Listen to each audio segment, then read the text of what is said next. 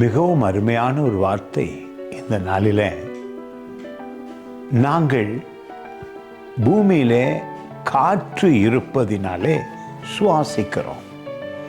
அந்த காற்று எங்களுக்குள்ளே சென்று சுவாசத்தை செயல்படுத்துகிறது.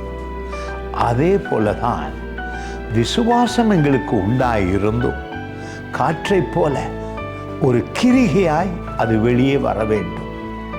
அந்த கிரிகை இல்லாவிட்டால் விசுவாசத்தோடு சேர்ந்து கிரிகை நீங்கள் செய்யும் பொழுது மகா பெரிய அதிசயங்களை காண முடியும்.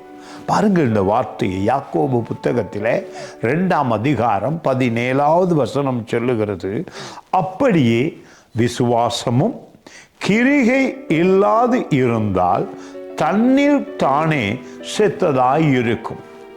எப்படி எங்களுடைய இயற்கையாக மூச்சு விடுகிறோமோ, யார் எங்களுக்குள்ளே சென்று எங்களுக்கு கிரிகை கொடுக்கிறதைப் போல விசுவாசமானது உங்களுக்குள் செல்லுகிறது. வேத வார்த்தைக்குள்ளாக அது உங்களை கிரிகை பண்ண வைக்கிறது. நீங்களும் அதற்கு ஏற்ப செயல்படும் பொழுது, விசுவாச கிரிகைகளை செய்யும் பொழுது அதிசயம் நடக்கிறது, ஆச்சரியங்களை காண முடியும். எனவே இந்த நாளில் விசுவாசத்தோடு கூட உங்களுடைய கிரிகைகளையும் அதிகரியுங்கள். அப்பொழுது உங்களுடைய எதிர்பார்ப்புகள் அதிசயமாக சந்திக்கப்படும். வேத வார்த்தையிலே வளருங்கள். God bless you.